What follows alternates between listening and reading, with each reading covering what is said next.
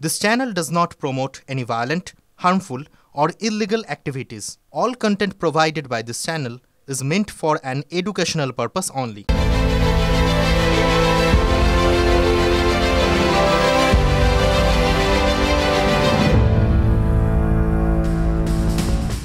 ফিরে এলাম ব্রেকের পর। এবার শুরু করছি ঠোঁট কাটা স্পেশাল।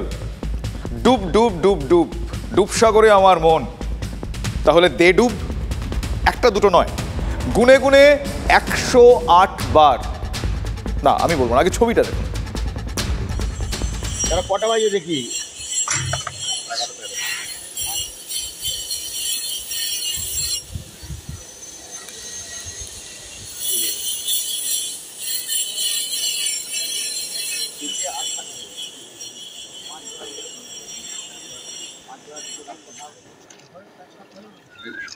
ও আচ্ছা আচ্ছা, হ্যাঁ মারো। কটা বাজে আর কটা বাজে দেখলেন 108টি ডুব দিয়ে 108টি ডুব দিয়ে প্রতিজ্ঞা ভাঙলেন এক মোদী ভক্ত বিজেপি বুথ সভাপতি কাটোয়ার পানহাটের শ্যামল দেবনাথ। ওনার নাম শ্যামল দেবনাথ, পেশায় ফুচকা বিক্রেতা। সেই বিজেপি বুথ সভাপতি প্রতিজ্ঞা করেছিলেন যে নরেন্দ্র মোদী প্রধানমন্ত্রী হলে চুল দাড়ি কামিয়ে 108 বার ডুব দেবেন। 1 বছর 3 মাস 10 দিন পর সেই প্রতিজ্ঞা পূরণ হতেই দেডুব দেডুব দেডুব। কাটোয়া থেকে এবার সোজা চলে যাব রাজধানী দিল্লিতে। সেখানেও তৃতীয় দফার প্রথম দিনে কাজে ডুব দিলেন প্রধানমন্ত্রী নরেন্দ্র মোদী। দেখাবো সেই ছবি। अब की बार एनडीए सरकार, তৃতীয় দফা প্রধানমন্ত্রী নরেন্দ্র মোদী।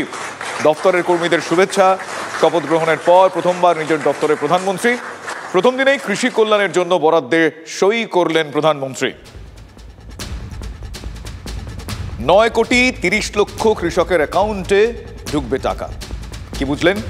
প্রথম দিনেই কেন্দ্র সরকারের নজরে কৃষক কল্যাণ। আর তৃণমূলে হরিয়ানায় কৃষক আন্দোলনের পাশে তৃণমূল কংগ্রেস। তৃণমূল সুপ্রিমো মমতা বন্দ্যোপাধ্যায়ের নির্দেশে ডেরেক ওব্রায়েনের নেতৃত্বে হরিয়ানায় তৃণমূলের 5 সদস্যের প্রতিনিধি দল রয়েছেন। নদিমুল হক, দোলা সেন, সাগরিকা ঘোষ, সাকেত গোয়েল। কেন্দ্র থেকে কৃষকদের দাবি আদায়ের লড়াই চালাবে তৃণমূল কংগ্রেস, তাই কৃষকদের পাশে দাঁড়িয়ে বার্তা দিলেন ডেরেক ওব্রায়েন। দোলা সেনও তো বললেন, কি বললেন? বললেন ঝলমলের শপথ গ্রহণের প্রতিবাদ আধারে মমতা বন্দ্যোপাধ্যায়ের প্রতিবাদ। একবার শোনাই তার বক্তব্য। तो आप अन्नदाता अंधेरे में है, आपको एमएसपी नहीं मिला, इधर गोली चला, एक भाई को हम खो गए फरवरी में, आप अंधार में है, सब कुछ बर्बादी में है, किसी को कुछ नहीं मिल रहा, पेंशन वगैरह कुछ, और उधर रोशन मनाना जा रहा है। काल कितना रोशन मनाया, तो ममता दीदी भी काल निष्प्रदीप था, अंधार में था ये प्रोटेस्ट में। হরিয়ানায় বললেন দোলা সেন, আর তার জবাব এলো নয়া দিল্লি থেকে। সে বক্তব্য দেখুন, একটু খোঁজ নিন, কেউ পেছন থেকে ধাক্কা ধাক্কা মেরেছে নাকি আবার বাড়ির কেউ, সেইটা আগে আপনাদের খোঁজ নেওয়া দরকার। আলো নেবানোটা ওনার জন্য সেফ নয়, উনি আলো জ্বালিয়েই থাকুন, সেটাই ভালো হবে। বাড়িতে কে কখন পেছন থেকে ধাক্কা মেরে দেবে মুখ্যমন্ত্রী হওয়ার জন্য, তখন মুশকিল হয়ে যাবে। এবার দেখে নেব তৃতীয়বার নরেন্দ্র মোদী মন্ত্রিসভার কয়েকজন গুরুত্বপূর্ণ মন্ত্রী কে কোন দপ্তরের দায়িত্ব পেলেন। এবার দেখব কেন্দ্রীয় স্বরাষ্ট্রমন্ত্রী পদে আবারও অমিত শাহ। এরপর বলি প্রতিরক্ষা মন্ত্রী রাজনাথ সিং। নীতিন গডকরি সড়ক পরিবহন মন্ত্রী। এস জয়শঙ্কর তিনি এবারও বিদেশ মন্ত্রী। এরপর জেপি নাড্ডা, কোন মন্ত্রক পেলেন তিনি? স্বাস্থ্যমন্ত্রী জেপি নাড্ডা। অশ্বিনী বৈষ্ণব, তাকে এবার কোন মন্ত্রক? রেল এবং তথ্য সম্প্রচার। ফলে রেল এবং তথ্য সম্প্রচার মন্ত্রী অশ্বিনী বৈষ্ণব। এরপর আসি নির্মলা সীতারামন, তিনি অর্থমন্ত্রী। বাণিজ্য মন্ত্রী কে হলেন? দেখাই আপনাদের, পীযূষ গোয়েল বাণিজ্য মন্ত্রী।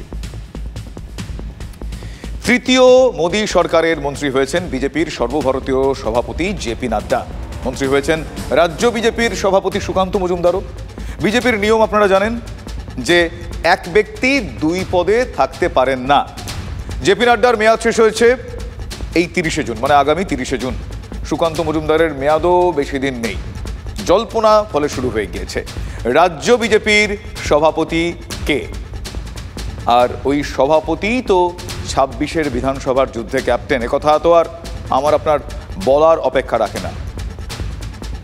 কিন্তু দল ঠিক করবে। তবে দল আপাতত আমাকে রাজ্য সভাপতি রেখেছে। যতদিন রাজ্য সভাপতি পদে অন্য কেউ না আসীন হচ্ছে, ততদিন পর্যন্ত রাজ্যের দায়িত্ব আমার। এবার একটু পরিস্থিতিটা ভাবা যাক, খতিয়ে দেখা যাক। 2019 সালের লোকসভা ভোটে রাজ্যে অভাবনীয় ফলের পর 2021 সালের বিধানসভা ভোটে জয়ের লক্ষ্যে ঝাঁপিয়ে পড়ে পদ্ম শিবির।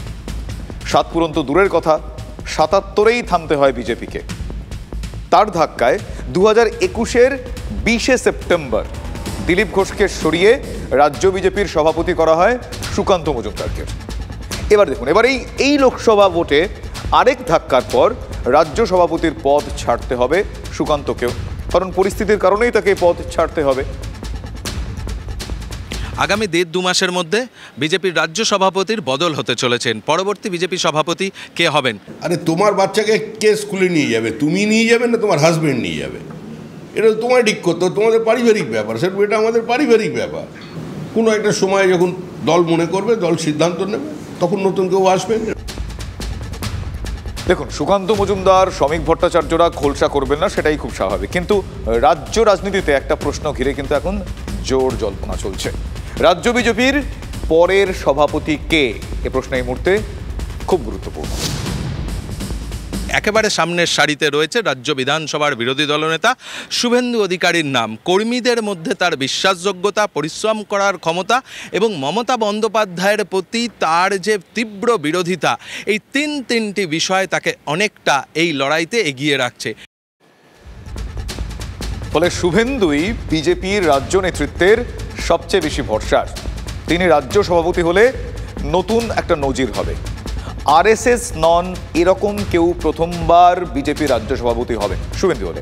বিজেপিকে নতুন বিরোধী দলনেতাও তাহলে বাঁচতে হবে। সেক্ষেত্রে কে এগিয়ে?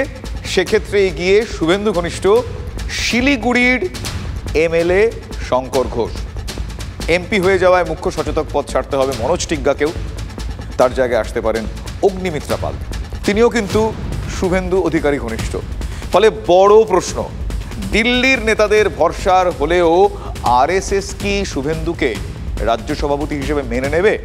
এই উত্তর সময়ের হাতে। দিলীপ ঘোষও কিন্তু চর্চায় রয়েছে। আরএসএস চাইছে দিলীপ ঘোষকে আবার রাজ্য সভাপতির পদে ফিরিয়ে আনতে। কিন্তু বিষয়টা অন্য জায়গায়। বিষয়টা আপনারাও জানেন, সুকান্ত জমানায়, মানে সুকান্ত মজুমদার জমানায় দিলীপ ঘোষ কিন্তু বেশ কোণঠাসাই ছিলেন।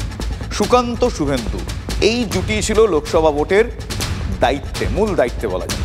মেদিনীপুর থেকে দিলীপ ঘোষকে সরিয়ে প্রার্থী করা হয় বর্ধমান দুর্গাপুরে, সেখানে তিনি হেরে গিয়েছেন। বিজেপি মেদিনীপুরেও কিন্তু হেরেছে, ফলে এই দুটো সিটি হাতছাড়া। তারপর থেকেই ক্রমাগত একটার পর একটা কামান দেখে যাচ্ছেন দিলীপ ঘোষ। এই কামান দাগতে দাগতে তিনি কাঠিবাজির কথা উল্লেখ করেছেন। নবীন প্রবীণ এই বিষয়টাও এসেছে, সেগুলো একবার শোনায়। লোকে জেতা সিট, হারা সিট জেতার জন্য প্ল্যানিং করে, এ তো জেতা সিট হারাবার জন্য প্ল্যানিং হয়েছে মনে হচ্ছে। আমি কারো বিরুদ্ধে কিছু বলি না, আমি সেটা মেনটেন করছি। বলার অনেক কিছু আছে, বলবো না। ওনারা সবসময় old is gold. Old is গোল্ডও যেমন হয়, তখন ওরে নবীন ওরে মোর কাঁচা, আদমরাদের ঘা দিয়ে তুই বাঁচা, সেটাও হয়। 19-এর লোকসভায় প্রায় 41% ভোট পেয়েছিলাম আমরা, কিন্তু সেটা আবার কমে গিয়ে 38-39-এ চলে এসছে। 1% ভোট কমেনি, ভোট বেড়েছে, সিট আমরা কমে গেছে। আর যারা এইসব এখন বলছেন, পোস্ট করছেন, বড় বড় জ্ঞান দিচ্ছেন, তারা মনে হয় এর আগে অতীতটা জানেন না। 2004 সালে মমতা ব্যানার্জি 9টা থেকে 1টা হয়ে গেছে। সেদিনকার থেকে তো আজকে বিজেপির অবস্থা অনেক ভালো, অনেক বেটার। আর 2019 সালে আইপ্যাকও ছিল না, লক্ষ্মীর ভাণ্ডারও ছিল না, আর মুসলিমদেরকে এনআরসি সিএ এর নামে ভয় দেখানো ছিল না। শুনলেন তো, বুঝলেনও দিলীপ ঘোষের সঙ্গে দিল্লির নেতাদের ভরসার শুভেন্দুর সম্পর্কটা ঠিক কেমন। দলের শৃঙ্খলা ভাঙায় এর আগেও দিলীপকে, মানে দিলীপ ঘোষকে হলুদ কার্ড দেখিয়েছে দিল্লি। তবু ভোটের রেজাল্ট আউটের পর থেকে দিলীপ ঘোষ কিন্তু স্বভাবসিদ্ধ ভঙ্গিতেই বেপরোয়া। তাকে সভাপতি চেয়ে পোস্টারও পড়েছে বিভিন্ন জায়গায়। ঠাড়ে ঠোড়ে ঘোষবাবুও বুঝিয়ে দিয়েছেন আবারও সভাপতি হওয়ার স্বাদ তার 16 আনা আছে। খারাপ হলে কর্মীদের মনের মধ্যে ক্ষোভ বিক্ষোভ জাগে, তারা নিজের মতামত ব্যক্ত করেন বিভিন্নভাবে। রাজনীতির নতুন কিছু না, পোস্টার সারা বছরই পড়ে। যারা বলছেন তারা পার্টির স্বার্থে কথাবার্তা বলছেন, সবার সঙ্গে কথা বলা উচিত, মতামত নেওয়া উচিত, পর্যালোচনা হওয়া উচিত এই সময়টা। নাহলে কমাস পরে সবাই ভুলে যাবে, চাপা পড়ে যাবে, আবার সেই একই রেজাল্ট হবে। আমি কী হবো সেটাও পার্টির হাতে আছে, আমাকে পার্টি কাজ দেবে কিনা সেটাও পার্টির হাতেই আছে।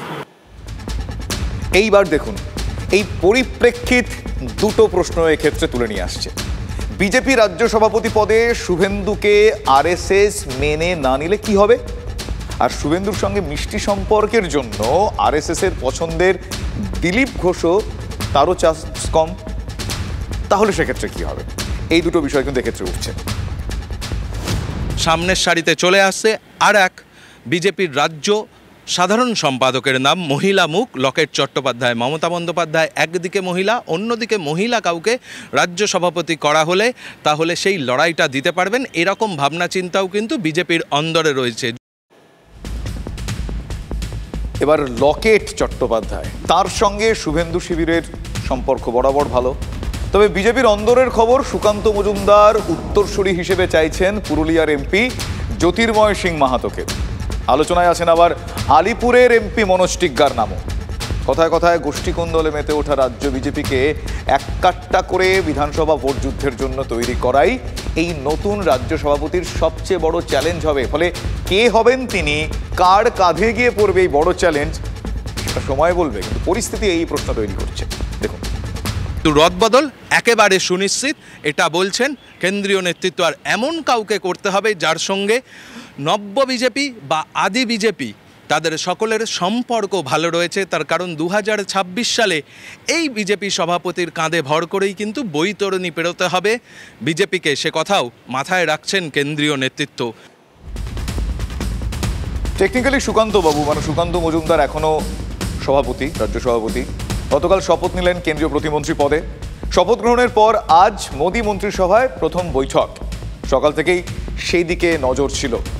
দিনের শেষে খবরটা পাওয়া গেল, জাহাজ দপ্তরের প্রতিমন্ত্রী হলেন শান্তনু ঠাকুর, আর শিক্ষা ও উত্তর পূর্ব বিষয়ক মন্ত্রকের প্রতিমন্ত্রী হলেন সুকান্ত। ফলে এক্ষেত্রে মানে যিনি নতুন মন্ত্রী, শিক্ষা আর উত্তর পূর্ব বিষয়ক মন্ত্রকের প্রতিমন্ত্রী হলেন সুকান্ত। রাজ্যে শিক্ষায় দুর্নীতি নিয়ে সেই কবে থেকেই সুর চড়াচ্ছেন বিজেপি নেতারা। ফলে এক্ষেত্রে এই প্রশ্নটাও গুরুত্বপূর্ণ হচ্ছে, তাই কি সুভাষ সরকার পরাজিত হওয়ার পর সেই শিক্ষা দপ্তরেই সুকান্তবাবু? কিন্তু প্রশ্ন তো তুলে দিয়েছেন বিরোধীরাই। 2 মন্ত্রী তো হলো, কিন্তু বাংলায় পূর্ণ মন্ত্রী নেই কেন? এ প্রশ্ন তারা তুলছেন। 2014 সাল থেকে 2024, 2014 একটা সরকার করেছে, 2019 একটা সরকার করেছে এবং 2024 বাংলা থেকে একজনও পূর্ণ মন্ত্রী করার উপযুক্ত কাউকে মনে করা নেই। সে তো বিরোধীরা বলবে, নতুন কিছু নয়, বারবারই বলে। বাংলাদেশ সিট কমে গেছে, আমাদের স্বাভাবিক। কেন্দ্রীয় নেতৃত্ব তো পুরস্কার তো আর দেবে না, যতটুকু পাওয়ার ততটুকুই দেবে। উন্নয়ন করা তো দূরের কথা, তারা দিল্লি গিয়ে বাংলার ন্যায্য পাওনা আটকে দেওয়ার জন্য, বাংলার মানুষকে বঞ্চনা করার জন্য আরও সেখানে তদবির করে। সেই কারণেই এই বাংলা বিদ্বেষী বিজেপিকে বাংলার মানুষ বর্জন করেছে। সুতরাং তারা একটা হাফ প্যান্ট মন্ত্রী পেল কি দুটো হাফ প্যান্ট মন্ত্রী পেল, তাতে কিছু যায় আসে না। দেশ পরিচালনা করছেন নরেন্দ্র মোদী, এটা তার সম্পূর্ণ প্রেরোগেটিভ। তিনি কখন কাকে অর্ধেক করবেন, কখন কাকে গোটা করে দেবেন, সেটা সম্পূর্ণভাবে তিনি ঠিক করবেন। বিজেপির কে মন্ত্রী হলেন না মন্ত্রী হলেন তাতে রাজ্যের মানুষের কিছু এসে যায় না। রাজ্যের মানুষ জানতে চায় রাজ্যের জন্য কেউ কাজ করবে কি না। কোনো মন্ত্রী 2 জন 5 জন 7 জন যাই হোক না কেন করার মতন যোগ্যতা দেখাননি। আবার এবারে তো যে মজবুরের সরকার হয়েছে, মজবুতের সরকার তো হয়নি, ফলে বাংলা আরও বঞ্চনার শিকার হচ্ছে। তবে বাংলার পূর্ণমন্ত্রী বা অর্ধমন্ত্রীটার থেকে বড় কথা বাংলার পাওনা, বাংলা যাতে ডেভেলপ হয় সেই ব্যবস্থা দ্বিতীয়বারের জন্য যে এনডিএ সরকার এসে সেটা করুক। এবারে এত কাণ্ড করে ওরা বলল ওরা ক্ষমতায় আসবে, তো ক্ষমতা এলে নাকি পশ্চিমবঙ্গকে ভরিয়ে দেবে। ওরা 90টা সিটে এগিয়েছে, তাতে মাত্র 2টো প্রতিমন্ত্রী। এরকম কোনো বিষয় আপনাদের হয়তো আর বলবার সুযোগ ভবিষ্যতে থাকবে না। আজ না হলে কাল এই সরকারে পশ্চিমবঙ্গ থেকে পূর্ণমন্ত্রী থাকবে।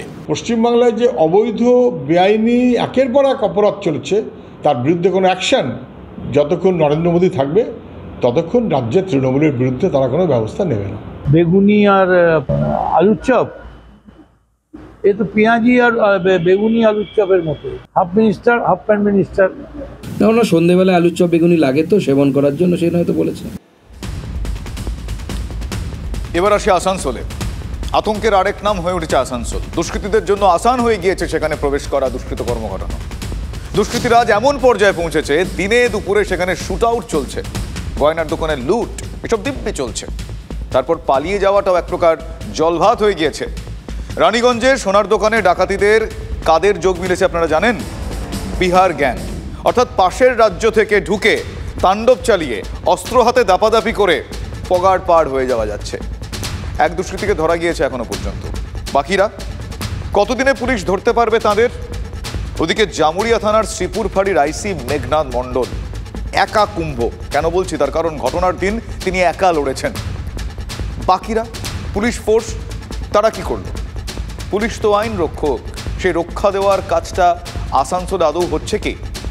এই বেড়ে চলা দুষ্কৃতী দৌরাত্ম্য কিন্তু অন্য কথা বলছে। একবার দেখাবো আপনাদের ডিটেল।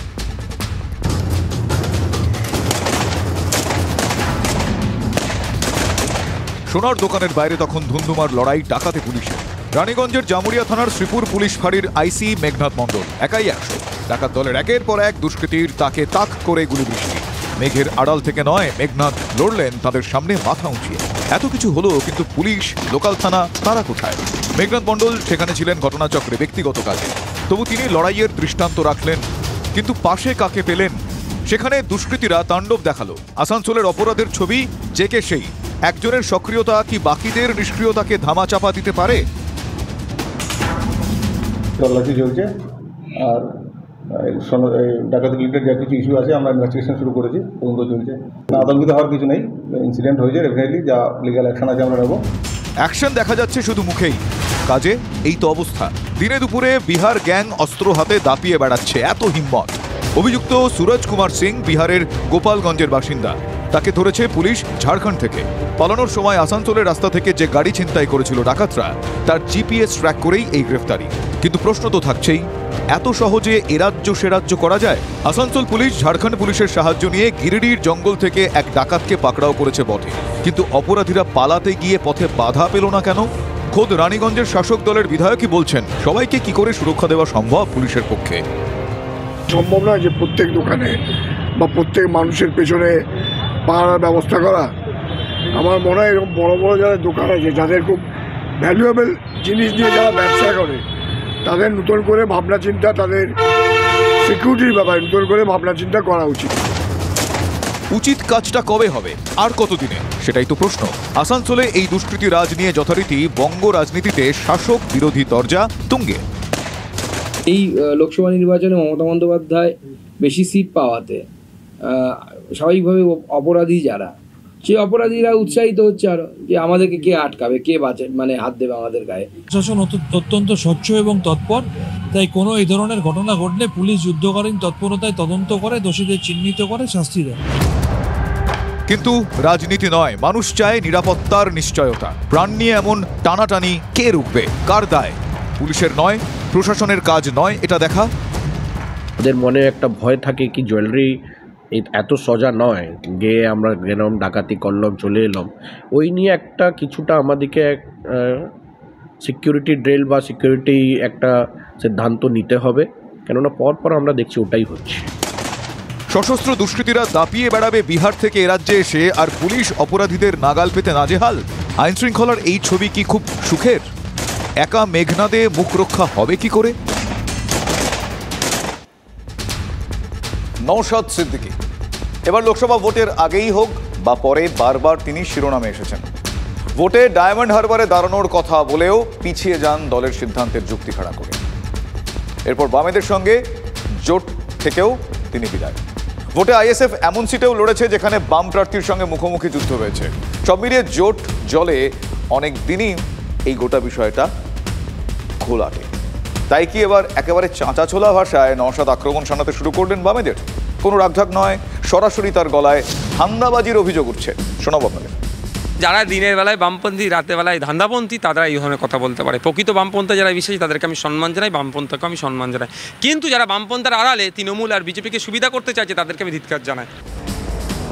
আইএসএফ এর নওশাদ সিদ্দিকী কিন্তু এখনও নিজেকে সংযুক্ত মোর্চার বিধায়ক বলেই দাবি করেন, যদিও যোগ কোথায় তাদের। লোকসভা ভোটে বামেরা বাংলা থেকে একটি আসনও জেতেনি। নওশাদের দল অবস্থা আরও খারাপ এই ভোট প্রাপ্তির নিরিখে যদি আমরা দেখি। জোট না করার দায়ও তাদের ঘাড়েই চাপাচ্ছে বামেরা। জবাবে কি বলছেন নওশাদ, সেটাও শোনাবো আপনাদের। ভোট শেষ, জোট শেষ আমরা বলিনি। বামপন্থীদের এক নেতা ন্যাশনাল লেভেলের লিডার বলেছিল। আমরা চেয়েছিলাম এই জোটটাকে এক্সটেন্ড করার, এগিয়ে নিয়ে যাওয়ার, কিন্তু তারা করেনি। ফলে দেখা যাচ্ছে নওশাদ এখন কার্যত অল আউট অ্যাটাকে ব্যস্ত, কিন্তু সিপিএমও চুপ করে নেই। পাল্টা জবাব তাদের তরফ থেকেও এসেছে। কার সঙ্গে কথা বলে উনি ডায়মন্ড হারবারে ক্যান্ডিডেট নিজের নাম অ্যানাউন্স করেছিল? কার সুবিধার্থে? তারপর কার সুবিধার্থে সেই অ্যানাউন্সমেন্টের পরেও লড়াই থেকে চলে গেলেন? তবে কার সুবিধার্থে এমনকি মোহাম্মদ সেলিম সহ সবার বিরুদ্ধে আইএসএফ প্রার্থী দিয়ে দিল? কার সুবিধার্থে? এসব কথা শুনে তো বলাই যায় জোট গিয়েছে জলে। ওদিকে আবার নওশাদের তৃণমূল যোগের জল্পনা নিয়ে আজকাল বঙ্গ রাজনীতি সরগরম। যদিও ভাঙড়ের বিধায়ক একে কষ্ট কল্পনার থেকেও ভাবা কষ্টকর বলে ব্যাখ্যা করতে ব্যস্ত। শোনাই। তৃণমূলে যাবেন? দেখুন, ব্যাপারটা হচ্ছে, একটা কথা বলি, এটা বেশ কয়েকদিন ধরে গুঞ্জন চালাচ্ছে, এটা একটা প্রপাগান্ডা চালাচ্ছে যাতে আমাদের কর্মী সমর্থকদের মনোবলকে একটু দুর্বল করে দেওয়া যায়। হলিউডের হিরো হওয়া কি আমার পক্ষে সম্ভব? যেমন অসম্ভব, নওশাদ সিদ্দিকী তৃণমূলের জয়েনটাও ঠিক ওই ধরনের অসম্ভব। নাও দ্য কোয়েশ্চেন ইজ, প্রশ্ন হলো তাহলে ভবিষ্যৎ কোন পথে? আইএসএফ কি করবে? বামেদের সঙ্গে জোটও তো এই মুহূর্তে কষ্ট করেও কল্পনা যাচ্ছে না। তাহলে হোয়াট নেক্সট? সামনের জুলাইতে আসছে উপনির্বাচন বেশ কয়েকটি বিধানসভা কেন্দ্রে, মানে আবারও ভোটের লড়াই। সেখানে কিন্তু এখন থেকেই আরেক যুদ্ধের দামামা বাজতে শুরু করে দিয়েছে। মানে এখনো শেষ নয়, সংঘাত পর্বের পার্ট 2 শীঘ্রই আসছে। সিপিএমের সাথে যাব কি কটাতে কন্টেস্ট করবো সেটা এখনই আমি বলতে পারবো না, কারণ হচ্ছে সেটা আমার উপরে নির্ভর করছে না, আলোচনার ভিত্তিতে হবে। তবে একটু বলতে পারি যে আমরা কন্টেস্ট করছি, এলে যে কন্টেস্ট করব, কটাতে করবো সেটা বলছি না, কিন্তু ভোটে আমরা আছি। এই আমাদের তুলনামূলক যে রেজাল্ট আশা করেছিলাম সে রেজাল্ট হয়নি, মানে রাজনীতি ময়দান ছেড়ে চলে যাব, পালানোর ছেলে আমরা নয়, আমরা লড়াইয়ের মধ্যে থাকবো। মানুষ সুযোগ দিলে বেশি লড়াই করবো, না সুযোগ দিলে কম লড়াই করবো, কিন্তু লড়াই করবো আমরা। রাজনীতিবিদরা কে কাকে কি বলবেন সেটা আগে থেকে বোঝা মুশকিল। এই যেমন কেন্দ্রীয় প্রতিমন্ত্রী পদে সদ্য শপথ নেওয়া সুকান্ত মজুমদার কি বলছেন? তিনি বলছেন, সোহম তো রজনীকান্ত, একাই সবাইকে মেরেছে, ওর গ্রেফতার হওয়া উচিত। সোহমের গ্রেফতারি তো চান সেই রেস্তোরাঁ মালিকও, যিনি সোহমের হাতে মার খেয়েছেন। চণ্ডীপুরের বিধায়ক অভিনেতা সোহম চক্রবর্তী কি গ্রেফতার হবেন? তৃণমূলের সেনাপতি রবিবার এক্স হ্যান্ডেলে পরিষ্কার লিখেছেন, নির্বাচিত জনপ্রতিনিধিরা মানুষের কাছে দায়বদ্ধ, তাঁদের আরও দায়িত্বশীল হয়ে কাজ করতে হবে। বাংলার মানুষ তৃণমূলের ওপর যে আস্থা দেখিয়েছেন তার মর্যাদা দিতে হবে। উদ্দেশ্য কি তাহলে সোহম?